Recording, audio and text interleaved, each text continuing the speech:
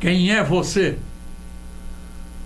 Eu sou Helmut Kampmann, nascido, criado e mal educado em Curitiba, no estado do Paraná, brasileiro.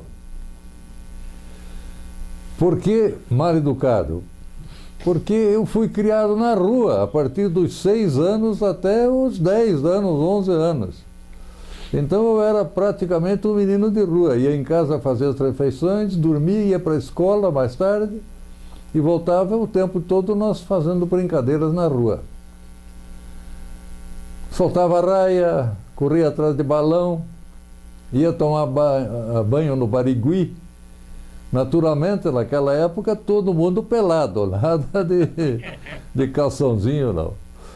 E assim fui crescendo e desenvolvendo em Curitiba. Bem, eu queria, depois de uma certa idade, eu queria trabalhar. Eu queria ganhar um dinheirinho. Meu pai já era estabelecido com uma indústria no Bigorrilho, onde nós moíamos pedras para fins de revestimento. A profissão de meu pai era pedreiro. Ele aprendeu essa profissão de pedreiro em Curitiba. E dali para frente ele continuou lutando para criar produtos novos para que a indústria crescesse em Curitiba. Bem, eu tenho alguns episódios, então, desta primeira fase da minha vida que eu achava interessante contar para vocês. Porque estourou a guerra em 1939 e em casa nós já tínhamos rádio. E meu pai e o meu avô, que vinha na minha casa, ouviam as notícias da Alemanha, o que se contava na Alemanha sobre a guerra. No Brasil se fazia um comentário sobre a guerra, mas até este momento parecia até que o Brasil ia entrar na guerra junto com o pessoal do eixo, né? Alemanha, Itália e Japão, porque era uma ditadura e provavelmente o Getúlio ia fazer um acordo para trabalharem lá. O problema sério foi que daí mudou. No ano de 1942, no fins de 42, parece que foi a época em que o Brasil entrou na guerra, decidiu a guerra, entrar na guerra contra a Alemanha, alegando o afundamento de alguns navios na costa brasileira por submarinos alemães. Há quem duvide, é bom dizer isso. Vocês vão estranhar, mas há quem duvide de que isso aconteceu, feito por navio, por submarino alemão. Bem, o que mais que eu podia considerar de interessante para vocês desta época? Você tinha 10 anos nessa época, mais ou menos? Sim, eu tinha 10 anos. 42, não. né? 42, já, 9 anos, né, na verdade. 9 anos, bom. Escuta, o Brasil entrou contra depois da visita foi o Roosevelt que veio aqui. Foi a tua negociou. Espera aí, a tua pergunta é ótima porque, como se sabem, a gente leu muito e ainda por sorte eu tive a oportunidade de ter um contato com o chefe da Casa Militar, do Getúlio Vargas, há anos passados, aqui em Curitiba. Ele era pai de um colega nosso de sauna e ele contou como é que foi essa visita lá e a imposição que foi feita pelo Roosevelt ao Getúlio, dizendo que se o Getúlio não declarasse guerra à Alemanha, infelizmente ele teria que invadir o Brasil para fazer aquele aeroporto lá, aquela base lá em Natal, no norte do Brasil. Então a gente fica pensando quantas coisas aconteceram que a gente, na verdade, não sabia bem como aconteceram. E negociou também Volta Redonda, não é isso? Sim. E aí foi a jogada que ele ficou espantado, disse, bom, mas justo agora, o Getúlio, justo agora que a Alemanha vai nos fornecer a nossa siderúrgica, está tudo andando, como é que nós vamos fazer? Aí o Roosevelt consultou um dos membros da delegação, que era da área econômica, e perguntou para ele, nós poderemos fazer isso? Podemos sim, sem problema nenhum. E aí facilitou a coisa.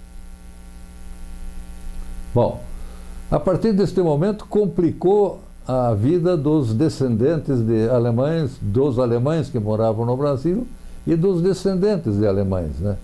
Mais tarde dos japoneses. E assim nós vivemos até 1945, quando terminou a guerra. Antes, porém, do término da guerra, você morava com seus pais e aconteceram alguns episódios, sei lá, de perseguição. Sim, lógico. Então nós vamos falar, posso contar algumas coisas dos episódios da família que aconteceram, né? Meu pai foi preso 3 vezes. O meu avô 2 vezes. Porque estavam junto com meu pai, meus tios, tinham sido 2 tios meus que tinham sido da Marinha Brasileira, também foram presos. Porque um deles, na primeira vez, estava lá em casa ouvindo o rádio da Alemanha. E na outra vez, o outro porque nós estávamos festejando o nascimento da minha irmã em outubro de 42. Sempre havendo uma denúncia de alguém ali do Bigorrilho. Então, como a gente sabe na guerra, ainda mais o Bigorrilho, que era habitado por uma série de nacionalidades, alguns não gostavam de alemães, principalmente os poloneses, e outros eram os ucranianos. Uns gostavam, outros não gostavam. E meu pai passou 7 dias na cadeia na primeira vez e nas outras vezes só 3 dias. Meus tios também só ficaram lá 7 dias junto, porque eles estavam neste aniversário da minha irmã. Essas prisões foram traumáticas? Essas prisões foram traumáticas? Não, não foram. Felizmente não foram. E eu, já a partir da primeira prisão que levaram o meu pai com os tios para a prisão, minha mãe disse, Helmut, não se preocupe, o pai volta logo, o pai volta logo. E eu, de fato, não me preocupei muito. Até me admiro até hoje que eu não chorei porque levaram meu pai de casa. Por talvez o consolo que a minha mãe tenha dado. E assim foi. 7 dias depois ele voltou para casa, estava tudo em ordem. E nas outras vezes, então, já parecia coisa de costume. Inclusive da vez que levaram o meu avô. E aí vieram pedir socorro para minha mãe para falar, e o cidadão que veio buscar meu avô para levar embora, a minha mãe perguntou para ele, mas o senhor trouxe algum papel, alguma coisa para prendê-lo, etc. Não, o que eu tenho é esse documento aqui. Ergueu um revólver, devia ser um 32, um 38, minha mãe quase desmaiou. Bom, esse é o primeiro episódio que eu posso contar para vocês em relação ao que acontecia aqui em Curitiba nesta época. Mais tarde, né, lá para o quase fim da guerra, houveram grupos de quebra-quebra em Curitiba das lojas e das casas e as indústrias de alemães. Mas isso foi um episódio passageiro, não afetou muito. O Clube Concórdia foi bastante molestado, a Sociedade Rio Branco, hoje Rio Branco também, e a Duque de Caxias muito pouco. Você lembra de quem era o delegado DOPS? Conseguiu lembrar? Olha, ainda há pouco a minha senhora, eu perguntei para a Regina como era o nome do nosso vizinho, e ela me falou. E eu deveria ter perguntado em casa, mas porque eu já esqueci, eu já estou com 82 anos, então eu esqueci o nome do delegado. Era a família conhecida nossa. E daquele menino mal educado do Bigorrilho, como é que foi a evolução Bom, da escolaridade dele? A escolaridade do menino do Bigorrilho, mal educado. Vamos lá. Eu me lembro que eu frequentei alguns dias o jardim de infância da Divina Providência, lá na Rua do Rosário. Minha mãe me levava e depois me esperava na casa do meu avô materno, que não era avô, era a última família que criou minha mãe, quem pôs minha mãe no Divina Providência, que ela frequentou as aulas na Divina Providência. O interessante é o seguinte, é que a minha mãe acabou falando alemão bem melhor do que meu pai lá no colégio da Divina Providência. Quer dizer, gramaticalmente, ela sabia desenvolver a linguagem alemã e escrever em alemão melhor que meu pai. Seu pai era alemão ou brasileiro? Meu pai era alemão, nascido pertinho de Düsseldorf, na região do Reno, e veio com 12 anos de idade da Alemanha. E a sua mãe? Minha mãe nasceu em Curitiba. De origem alemã também? Não, o nome é um nome tcheco, né? Não é tchecoslovaquia, não é só tcheco, é da Tchequia. Bom, e eu encontrei muitos Brista, minha mãe era de origem Brista. Eu encontrei muita gente de nome Brista quando visitei a Tchecoslováquia. Na época em que eu visitei, ainda era a Tchecoslováquia. Depois é que virou só o país tcheco, né? Bem. E qual a razão dela falar bem o alemão? A Divina Providência era... Cara, a Divina Providência é de origem alemã, as freiras alemãs. E ela aprendeu lá, porque uma freira que fazia a limpeza das salas disse para a Júlia que ela dizia, eles lá em casa falam alemão e eu não entendo quase nada do que eles falam. Ela disse, eu posso te ensinar alemão, se você me ajudar aqui depois da aula a limpar a sala de aula. E a minha mãe disse, gostaria muito, e deu certo. Que beleza. Interessante como são as coisas na vida, né? Uma casualidade dessa, ela aprendeu a falar alemão e daí se interessou, passou a ler em alemão e tudo, né? Conheceu meu pai ali na Rua Saldanha Marinho, onde ela morava. Aliás, por uma coincidência daquelas, eu hoje moro na Rua Saldanha Marinho. E eles casaram em 1932 e eu nasci em 1933, portanto, um ano depois. Bom, como é que era a situação no Bigorrilho? Quando eu falei que eu ia para o jardim, eu só podia ir para o jardim nos dias em que não chovia. Se chovesse, não dava para ir para o jardim, porque viria com os sapatos e meias enlameadas e não tinha condições nenhuma. Mesmo a minha mãe, era o mesmo problema com a minha mãe. Então eu só frequentava nos dias que não chovia. Mas eu sei que foi por muito pouco tempo. Porque em 1939 eu fui levado ao grupo escolar,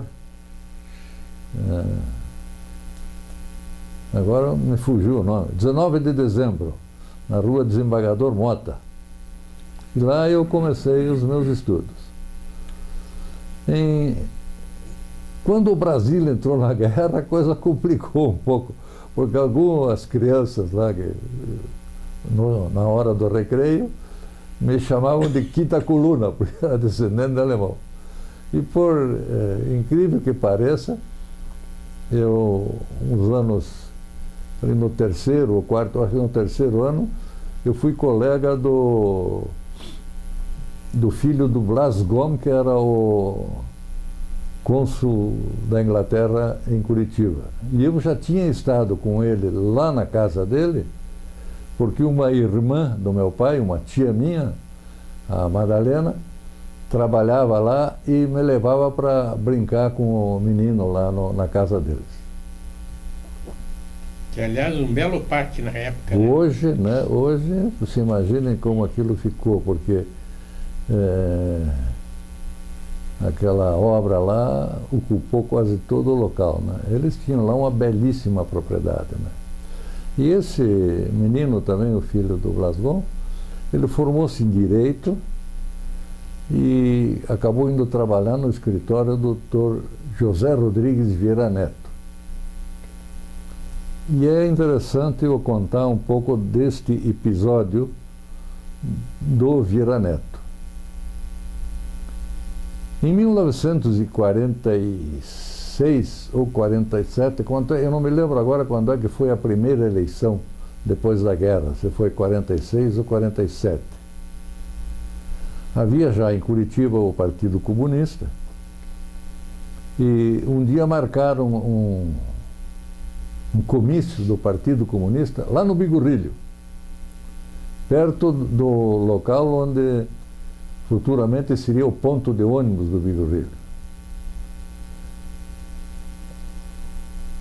À noite, e os mais velhos ali do Bigorrilho nos convocaram: vamos jogar pedra no foco do prédio, que o comício seria embaixo de um foco que tinha lá, hoje Cândido Hartmann. E lá fomos nós, mas espera aí, tinha muita gente ali que foram assistir o comício. E eu pensei com os outros: nós vamos acertar na cabeça de alguém lá, não vai dar problema, eu não fico aqui para jogar pedra, não vai dar certo. Não demorou muito, alguém acertou uma pedrada no foco lá e praticamente acabou o comício. Bom, diga-se de passagem que foco quer dizer lâmpada. Lâmpada, uma lâmpada, perdão, não, o foco. Você estava falando de comício, o foco poderia ser uma agitação. Você tem toda a razão, porque nós aprendemos como crianças que era foco. Fomos saber que era lâmpada muitos anos mais tarde, né? Então ficou o nome foco. Bom, e anos mais tarde eu conheci o professor José Rodrigues Vieira Neto, porque ele era amigo, não, ele era sogro do meu amigo Edson Helm, que casou com a filha dele, falecido recentemente, marido da Cecília Vieira Helm, professora de antropologia da nossa faculdade, eu acho que até de Direito. Não sei se ela formou-se em Direito, mas acho que não. A formação dela, ela escreveu livros e... Se não me engano, de antropologia, né? Antropologia, o Ribas lembrou bem. E você dali, por isso eu acabei conhecendo o Vieira Neto, professor. Foi um cidadão fora de série, né? Eu tive um prazer imenso de tê-lo conhecido e convivido com ele. Porque quando ele estava cansado de trabalhar no escritório, ele precisava sair uns dias para pescar ou qualquer coisa, ele chamava o Edson, para o Edson vir me buscar para eu ir junto, nós íamos pescar lá embaixo da Serra de Joinville. Então você era pescador desde aquela época? Imagina. Quer dizer, eu fui apenas um episódio das suas pescarias, muitos anos depois. Exatamente. E você percebeu o refinamento do Vieira Neto, apesar de ser comunista? Ele só tinha armas as melhores, importadas, material de pesca também. Quer dizer, ele levava uma vida de rico, mas da boca para fora era comunista, não é isso? Não, mas ele não era da boca para fora, ele era comunista. Sim, ele era, mesmo. Ele apenas... Mas na vida... E aliás, eu queria dizer, o que tem de mais? Porque o comunista não pode tomar uísque, o comunista não pode fumar cigarro americano, nada, né? E numa dessas discussões políticas que ocorreram, ele me disse: você leu o livro Mein Kampf, né, Minha Luta, do Adolf Hitler? Não, nunca tive oportunidade, porque parece que esse livro até foi caçado, tudo. Eu tenho e vou te emprestar e você vai ler. E não deu outra. Foi ele que me deu o livro do Mein Kampf, para você ver as posições erradas dele, Hitler, em função da política dele. Muito interessante. Ele era um comunista da elite. Sem dúvida nenhuma. Com todas as regalias que a elite tinha. Mais tarde, até,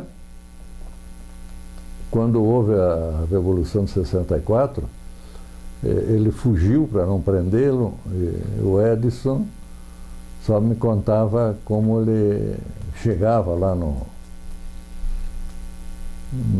local onde ele se encontrava, e para isso o Edson vinha na minha casa e pegava meu carro, para ir com o meu carro lá levar a roupa e as coisas que ele tinha pedido. Grande cidadão, era professor notável, né? Grande jurista. Helmut, filho de pedreiro. Seu pai quebrava pedra e, por coincidência, depois, profissionalmente, se acabou junto com ele uma indústria de calcário. Ribas, vamos contar também um pouco da história do meu pai, Sim. que chegou no Brasil em 1921, em São Francisco do Sul. Um dos episódios dessa chegada dele em São Francisco é que depois que os passageiros desceram do navio, estavam descendo do navio, etc., muitos dos passageiros descobriram que eles não estavam na cidade de São Francisco, para a qual eles tinham comprado passagem, tudo para ele. Eles compraram passagem para São Francisco da Califórnia e tiveram que desembarcar em São Francisco do Sul, em Santa Catarina. Dali meu avô logo arrumou um lugar para trabalhar em Joinville. Então já levou a família toda para Joinville.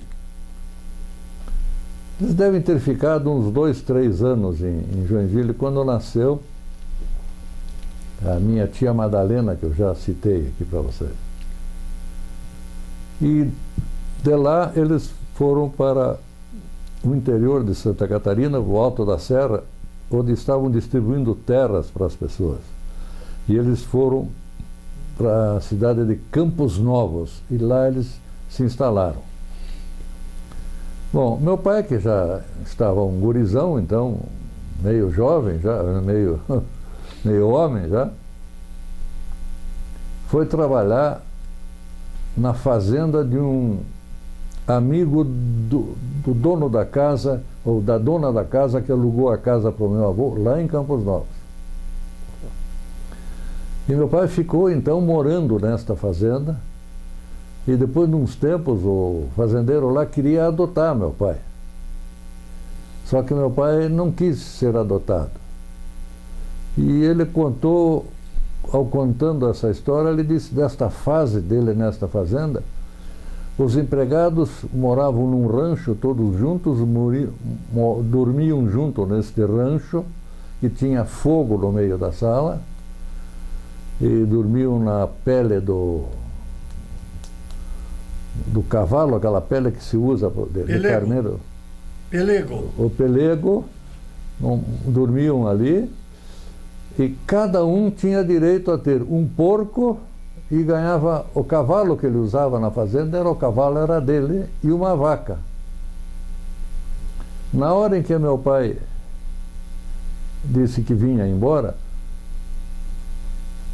com o meu avô, porque houve uma coincidência daquela revolução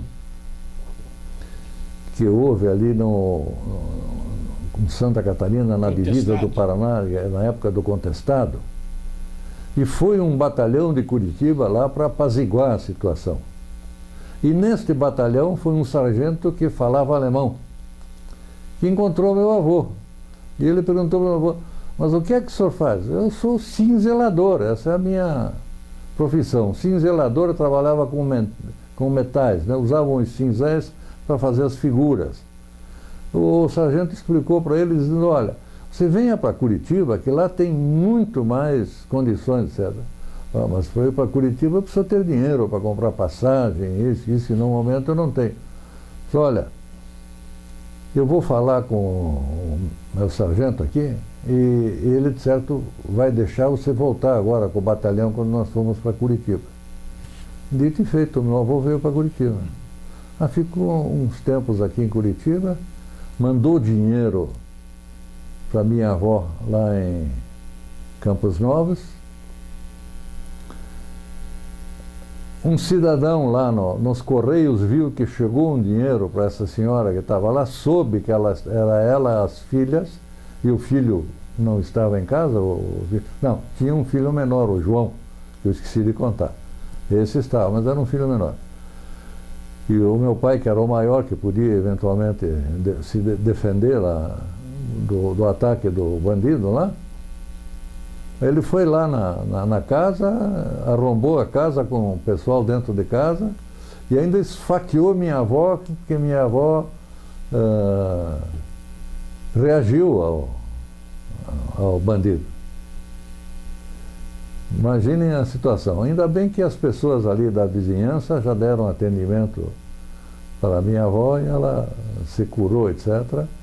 E mais tarde eles conseguiram vir, porque, como eu contei, que o meu pai estava nessa fazenda, ele tinha direito a porco, cavalo e vaca. Eles compraram do meu pai de volta o porco, a vaca e o cavalo. Com isso, eles tiveram dinheiro para vir para Curitiba. Porque o ladrão levou o dinheiro que tinha mandado. Né? Que coisa, né? E o Ribas conhece a história da chegada do meu pai em Curitiba.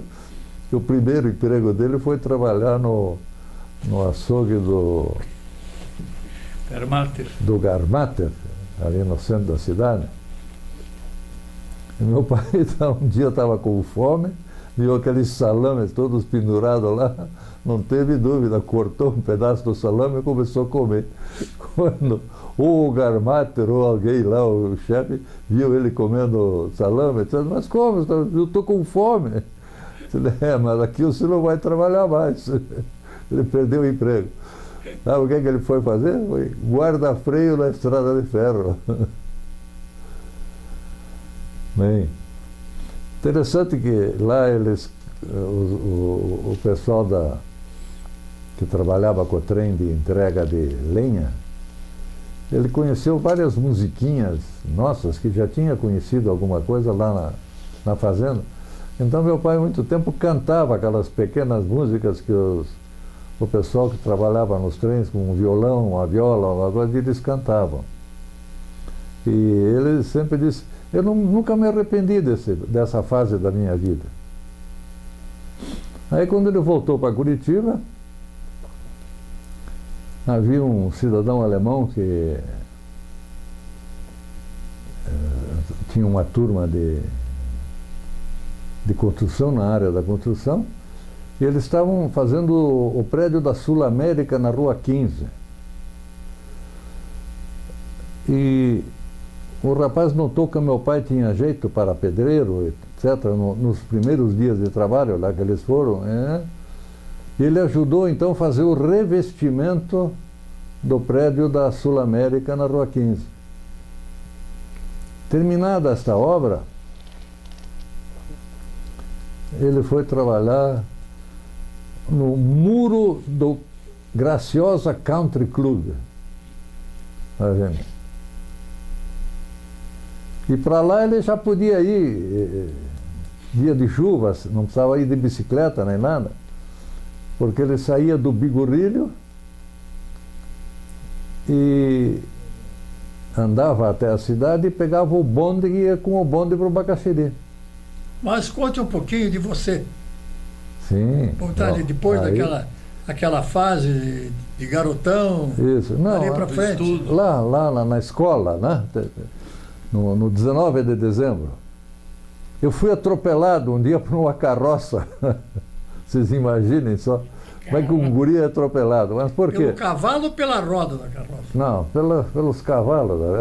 Eram 4 cavalos na carroça e por qualquer razão esses cavalos se espantaram, porque eu não tenho certeza se alguém soltou uma bombinha ou qualquer coisa assim, e eu estava justo passando na frente, a carroça estava parada, e os cavalos arrancaram e me derrubaram no chão. Naturalmente que eu esfolei os cotovelos, o joelho, etc. Aí o carroceiro lá, muito preocupado, perguntou onde é que eu morava, me pôs na carroça, e a turma toda que morava lá perto da minha casa subiu na carroça, e foi uma festa quando eu cheguei em casa. Minha mãe, coitada, quando soube que eu tinha sangrado um pouco, eu tinha sido atropelado, vocês imaginem o susto da minha mãe, né? São os episódios da vida. que acontece. Aí, ainda no grupo escolar, eu aprendi a tocar bumbo. Alguém achou que eu sabia tocar bumbo, agora não sei porquê. E nós desfilávamos, né? Todos os anos a escola desfilava, ia para a cidade. A diretora da escola, que foi por muitos anos, era Dona Tila Carão dos Anjos. E os rapazes que tocavam o bumbo, olha, o ritmo que nós vamos tocar é esse, é Dona Donatila, Carão dos Anjos, Dona Donatila, Carão dos Anjos. Pois olha, acabei conhecendo o filho dela, o meu colega de Rotary. O Amauri? O Amauri, felizmente está doente, mas vamos mais. São coisas que valem. E nesta época estava onde eu encontrei o filho do cônsul lá, né? E ele foi trabalhar no escritório do Vieira Neto. As coisas vão se entrelaçando, né? Bom, daí saí de lá e fomos para o Colégio Estadual do Paraná. Não, na época era Ginásio Paranaense. No meio de 45 virou o nome, porque derrubaram o Getúlio. Caiu o Getúlio em 45. Eu não me lembro o nome do professor que passou a ser o diretor da escola. E aí mudou para Colégio Estadual do Paraná. Mas ainda no prédio velho ali na Ébano Pereira. E nós fizemos, na empresa, vários serviços no novo Colégio Estadual do Paraná, esse que está lá na Rua João Alberto. Foram feitos os revestimentos de piso e de fachadas de todos os lados. Conta a história, então, da empresa que você está falando. Que empresa era essa? Bom, a empresa a firma primeiro era Carlos Campman. Meu pai sempre queria fazer alguma coisa. Além de ser pedreiro, ele precisava fazer mais alguma coisa. Né? Então, a primeira coisa é que ele achou um barro amarelo, uma argila amarela, ali perto de onde você mora, na caixa d'água. E puxaram essa terra amarela e fizeram oca, a tinta oca para pintura de casas.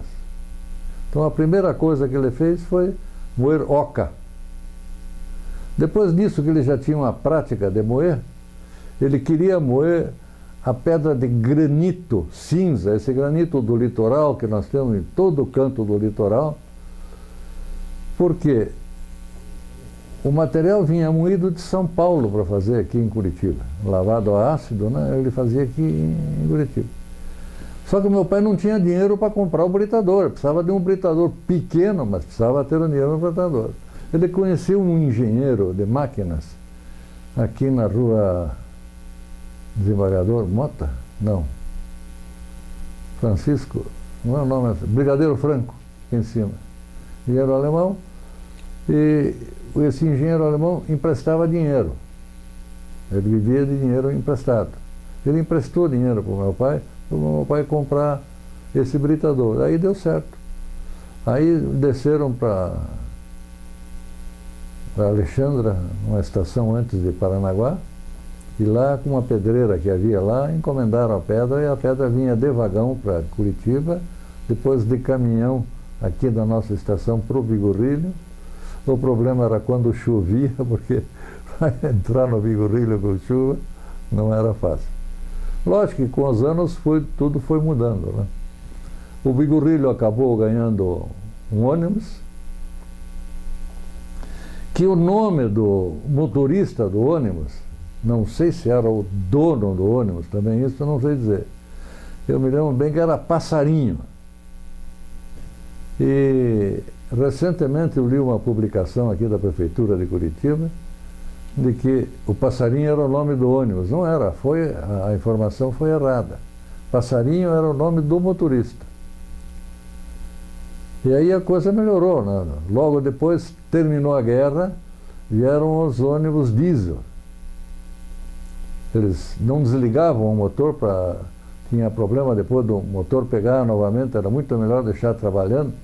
ele tremia bastante, tanto o ônibus quanto os caminhões, né? E o apelido dele, então, era Maleitoso. Maleitoso. Vamos com Maleitoso, vamos com Maleitoso. Bem, coisas que eu lembro da infância. Passe para a adolescência. Não, espera um pouco. É interessante contar. Tá. Vamos lá. O que eu tenho na memória, eu às vezes duvido até do que eu tenho na memória, porque eu tinha, em dezembro de 36, eu não tinha 4 anos. Me lembro da minha mãe me puxando na Praça Tiradentes para ver o Graf Zeppelin, que passou em cima de Curitiba. Não, o Hindenburg foi mais tarde. Foi em 36. Eu acho que era isso, o único que passou em Curitiba. Era o Graf Zeppelin. Era o Graf, né? Patrão do meu pai viajou nele. Em 38, meu pai estava fazendo esse serviço de revestimento em São Francisco do Sul. Ele, junto com um tio meu, empreitavam o serviço e estavam fazendo o serviço. Numa subida que o tio veio para Curitiba, meu pai disse, traga a Júlia, minha mãe, e o Helmut aqui para São Francisco para passar uns dias conosco aqui. Tá bom. E lá fui eu. Me lembro muito bem da viagem de trem para São Francisco do Sul em 1938. Bom, cidades que eu passei, mas isso, aquilo, me lembro de Joinville. Em Joinville o trem parou muito tempo e depois e atrasou o trem, né? Aí o trem foi para São Francisco do Sul. Lá em São Francisco do Sul, não sei quanto tempo nós ficamos. Mas eu fui conhecer hidroavião. Um avião que descia em São Francisco do Sul. Da Condor. Deve ser da Condor. E o que mais? Navio, tive a oportunidade de ir num navio. Tinha um navio alemão carregando madeira em São Francisco do Sul. E o pai foi lá visitar o navio e ele convidou o marino. Quando puder, traga a sua esposa também. Está com a esposa e com o filho. Lá nós fomos num domingo. Me levaram, fomos ao navio. E eu ganhei uma tábua de chocolate, sabe? Um tablete desse de chocolate, né? Só que eu fui muito infeliz. Porque o chocolate era amargo. O único chocolate que eu conhecia eram uns pedacinhos de chocolate doce, não chocolate amargo. Bem, aí vai tudo se desenvolvendo, né? Quando mais velho, já fui ver, me lembro, já ouviram falar do Melo Maluco, um aviador que havia no Brasil, fazia piruetas, etc. O Melo Maluco veio a Curitiba e tinha um vizinho nosso que tinha um táxi levando os filhos e me convidaram para ir junto. Então eu fui lá no Bacaxiri ver o avião do Melo Maluco fazendo as piruetas.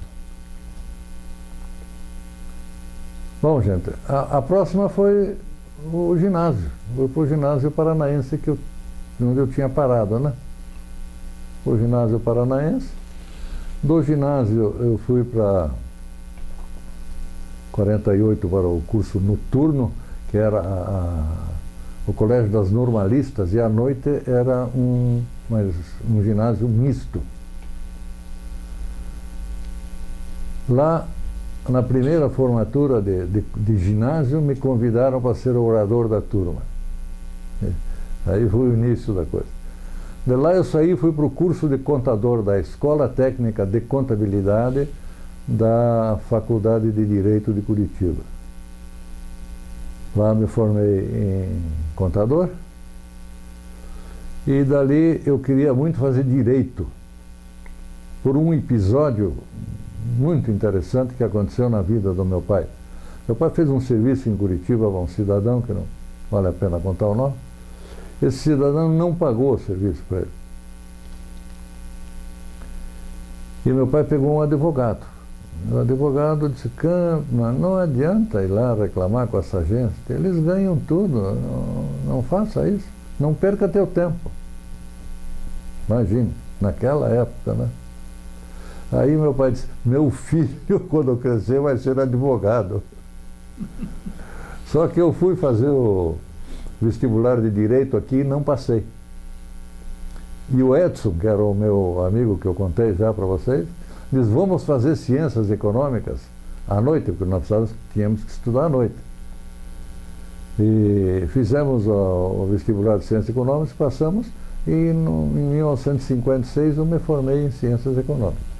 Veja, a gente fica curioso, você tem mais dúvida, quem era esse caloteiro assim que... Não vale a pena.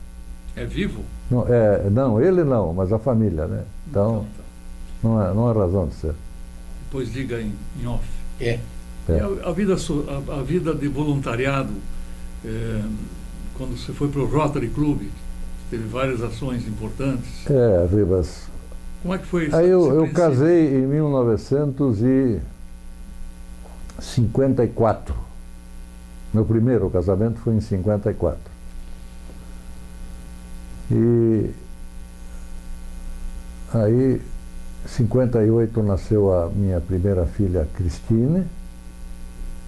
Em 1964 eu fui convidado em 64 eu fui convidado pelo Trevisan.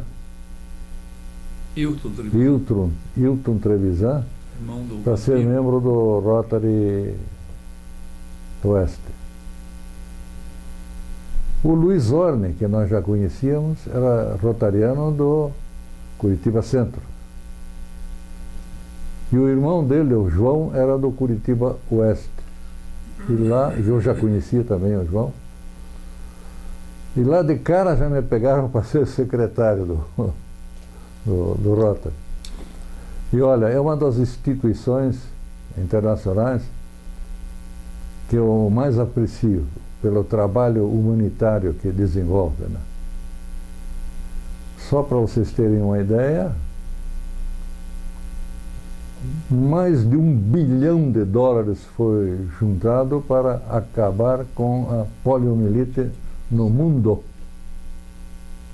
Inclusive o Brasil ganhou muito dinheiro do Rotary, dessa Fundação Rotária, para fazer esse trabalho de extinção, acabar com a poliomielite no Brasil.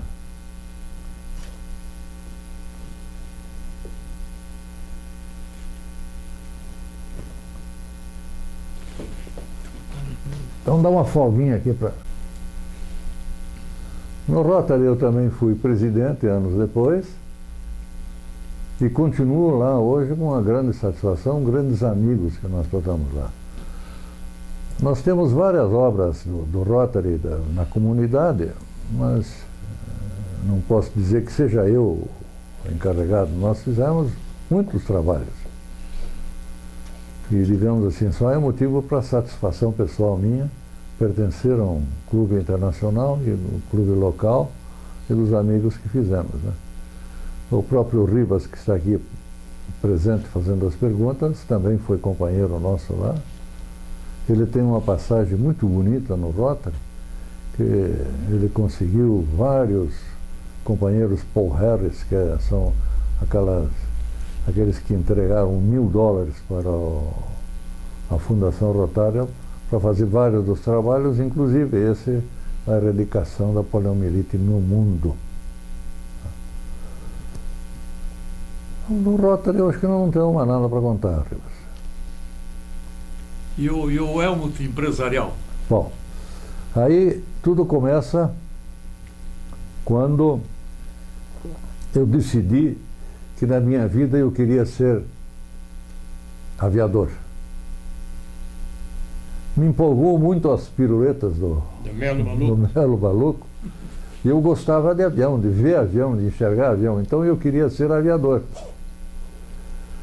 O que é que eu fiz? Sem meu pai e minha mãe saberem, eu fui lá na base aérea, fiz uma inscrição lá na base aérea para ir para um curso de aviação no interior de São Paulo. Tem uma cidade lá que forma pilotos. Sargentos da aeronáutica que fazem e pilotos. Então eu me inscrevi, mas eu tinha que fazer primeiro um teste aqui, exame de saúde, teste aqui, para depois ir para lá, fazer o o teste final. Era perto do fim do ano, daí eu tive que contar para minha mãe que o meu exame de saúde ali tinha sido aprovado, etc., que eu fiz o teste e fui aprovado, que eu tenho que fazer o teste final lá, acho que é Pirassununga, em São Paulo, uma coisa assim, a escola normalmente. Aí minha mãe se apavorou, contou para o meu pai. Isso era perto do fim do ano. E nós passávamos o fim do ano no Clube Rio Branco, na Sociedade Rio Branco.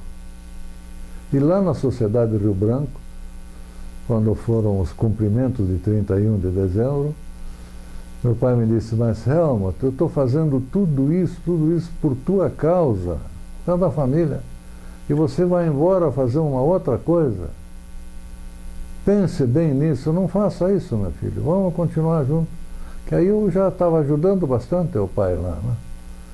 Eu já tinha tirado carteira de motorista. Aliás, antes de tirar a carteira de motorista, eu já tocava o caminhãozinho da empresa. E quem me pegou andando com o caminhãozinho da empresa foi o diretor do DST, do Trânsito de Curitiba. Guerra? Não, o Guerra era o motorista, inspetor. Ele era o diretor. E aí meu pai disse: lá dentro do DST nós temos um amigo meu que trabalhou comigo numa obra, não sei onde, etc. Vamos lá. Fomos lá. Ele pegou a anotação. Não, nós já damos um jeito nisso. Daqui a pouco ele voltou: esse aqui eu não posso dar um jeito. É o diretor do trânsito. Não, o que vamos fazer? Vai ter que pagar. Nunca esqueci o número, foram 700 cruzeiros, porque não tinha reais, né? Eram 700 cruzeiros na época, não era R$1.000, já era cruzeiro. Uma pancada. Mas tudo bem. Aí nós contamos para o nosso contador que aconteceu isso, assim. Mas como que vocês não falaram comigo? Mas por quê? Ele é meu compadre. Um dia ele apareceu lá no meu escritório e me pediu uma fotografia 3x4. Eu entreguei a fotografia 3x4. Uma semana depois ele voltou com uma carteira especial profissional quando eu tinha 17 anos. Se imaginaram uma coisa dessa? Sem fazer exame, sem nada. Nada. Daí, quando foi o dia de fazer o exame, lógico, eu fui com o caminhão para lá. E para fazer o caminhão, para fazer o exame com o caminhão. E o cidadão lá me perguntou: como é que veio esse caminhão? Quem que trouxe o senhor até aqui? Fui eu. O senhor não pode dirigir, o senhor nem fez exame ainda. Posso, olha aqui. O cara só fez assim com a cabeça, balançando. Isso não existe, viu? Mas olha, a partir daí, no dia... Quando eu fiz os 21 anos, né? Não, era 21 anos ou era 18 anos? 21 anos. E... o que eu ia dizer? Né? Eu não fiz 21 anos. Não, dali para frente eu tive que me inscrever no IAPTEC. Carteira de motorista? Carteira de motorista. 18 anos. 18 anos. Então, foi aos 18 anos eu tive que fazer carteira de motorista e recolher IAPTEC. Que tudo tem aposentadoria. Recolhi por 35 anos. Transporte de carga. E hoje eu ganho uma senhora aposentadoria, viu? Você é aposentado do IAPTEC? Era IAPTEC, virou tudo INSS. Eu sei, mas naquela época... Olha, e os últimos anos eu recolhi sobre 10 salários mínimos. Eu tinha recolhido uma certa fase sobre 20 salários mínimos. Mas aí veio um fiscal do instituto lá na empresa fazer a fiscalização do recolhimento de institutos. E ele era meu colega de faculdade. Ele disse: Helmut, não faça essa bobagem, recolher sobre 20, porque isso aí só vai te dar 1/30 do que era. Então você começou agora, já está com tantos anos, como é que isso vai ser? Não, volte a recolher sobre 10 salários. E eu assim fiz. Tá bem? Foi bem, porque era todo o dinheiro jogado fora, aquele recolhimento sobrevinte. E quando eu me aposentei com 70% de 10 salários mínimos. Helmut, insistindo um pouquinho na parte empresarial, em 1955 nós tivemos uma obra do arquiteto Edmir Silveira Dávila, que foi Hipódromo do Tarumã, e a sua empresa teve participação muito importante nessa construção do governo Bento Munhoz da Rocha.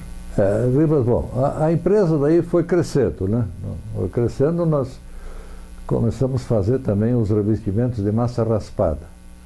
Aí a primeira fase da massa raspada foi, nós empreitávamos a obra e fazíamos o revestimento, entregávamos o material e fazíamos o revestimento e cobrava cheio o metro quadrado que era.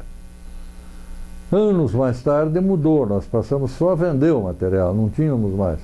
E demos para esses rapazes que se especializaram no revestimento as dicas para eles irem às empresas de construtoras contratar os serviços lá, que para eles era mais fácil do que nós ficarmos fazendo a fiscalização do serviço e uma série de coisas. Por muitos anos, assim foi. A principal atividade da firma era moagem de minérios, mas o minério que nós moíamos nessa época já não era mais o granito cinza para revestimento. Que o granito cinza foi substituído pela massa raspada. Os primeiros grandes edifícios de Curitiba foram todos eles revestidos com massa raspada. Só mais tarde é que entrou a pastilha de porcelana para fazer o revestimento externo dos. Aí já se fazia só as partes dos fundos ou as laterais dos prédios. Bem, nós tínhamos a pedreira em Itaperuçu e a indústria de moagem era em Curitiba. As pedras todas eram trazidas de caminhão para lá, de lá para cá. Olha, depois nós construímos a indústria lá em Itaperuçu, quando o governo nos garantiu que levava a energia elétrica. A Copel acabou levando a energia elétrica para Itaperuçu, para instalar só uma indústria, porque só tinha uma indústria em Itaperuçu. E eles levaram a energia elétrica lá, lógico, para fazer também um pouco de campanha eleitoral para ter luz nas casas da vila de Itaperuçu, né? Vamos pular um pouquinho para lá na frente, para a constituição sua de família. Você passou a ser um homem adulto, arranjou uma namorada. Casei em 54. Casou em 54. No ano que o Getúlio Vargas se despediu daqui. Exatamente. Foi embora. Bom, e daí? Bom, daí duas filhas, né? A Cristine e a Juliane. Que são hoje? São elas que são juízas, né? Não, uma é juíza, a outra não. A outra trabalha numa empresa da prefeitura, que presta serviços para a prefeitura. A Juliane é a mais nova. Mas aí eu me separei da minha primeira mulher em 1973. Em 74 casei com a Regina Maria Guimarães, hoje Campman, Regina Maria Guimarães Campman, com quem sou casado há 41 anos. E eu levei duas filhas e ela trouxe duas filhas para o casamento. A Vera e a Denise. Netos? 6. Parabéns. E um bisneto. Então, contando o episódio do bisneto, é que eu achei interessante pela idade. Eu comecei a me lembrar das coisas de lembrança que eu tinha lá, se era possível. Era possível, sim. Com 4 anos? É. Eu me lembro de 5. Então, se veja. É interessante essa observação que a gente faz, né? Esse foi o tira-teima para mim, esse guri. E saber que, de fato, é possível estar se lembrando de coisas assim, né? Lá dos primeiros anos de vida. Bom, aí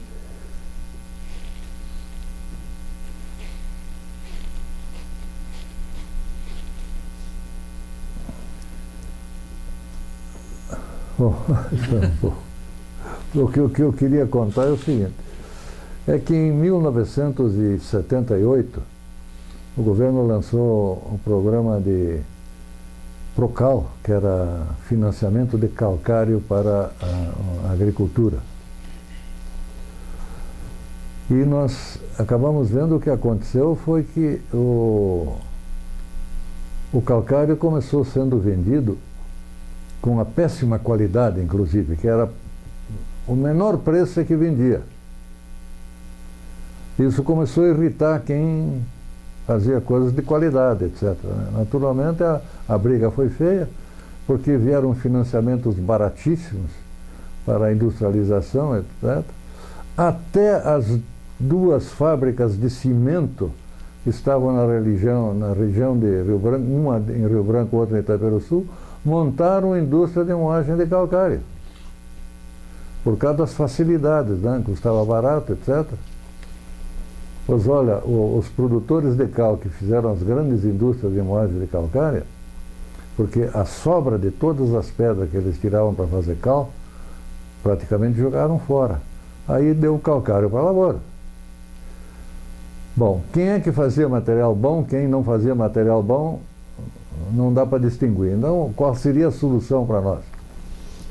Era montarmos, fazer uma norma técnica nacional. E nós fizemos comentário deste tipo com o secretário da Agricultura do Paraná, mas não do Estado do Paraná, aqui em Curitiba, do Ministério da Agricultura. E logo depois esse cidadão veio me visitar no escritório se eu tinha condições de ir conversar com professores de agronomia da escola de Piracicaba, lá no estado de São Paulo. Luiz Queiroz. Luiz Queiroz, isso. E outros do Rio de Janeiro. Eu digo, pode mandar abraço. Eu não entendo muito de química lá para cima, mas na química do calcário não tem problema nenhum. E eu tenho um rapaz que é do mesmo ramo nosso, que é o João Batista, e o João Batista disse para mim que vai junto comigo, não tem erro nenhum. Pois olha, uma semana depois nós somos convocados para uma reunião em São Paulo, lá na Secretaria de Agricultura, na Secretaria, eles chamam de Secretaria, né, Agricultura, mas é federal, é o Escritório Federal do Ministério da Agricultura, lá em São Paulo. E lá nós sentamos e discutimos, depois tivemos várias reuniões, mas outros estados mandaram representantes também, e acabou saindo a norma brasileira de comercialização de calcário para a lavoura. Isso deu uma arrumada no mercado, etc. Agora, tudo isso por quê? Fundado o sindicato, é que nós conseguimos fazer este trabalho. Então eu fui o primeiro presidente do Sindicato do Trabalho. E porque eu fui da federação, eu continuei na federação, trabalhando no departamento sindical, e o Dr. Maia, que era o advogado principal da federação, me estimulou a eu ser candidato para ser juiz classista no Tribunal do Estado, no Tribunal do Paraná, né? Tribunal do Trabalho do Paraná. E na primeira vez que eu me candidatei, eu fui nomeado. Tomei posse em 1992, janeiro de 1992. Depois fui reconduzido em 1978. Eu terminou o meu segundo mandato.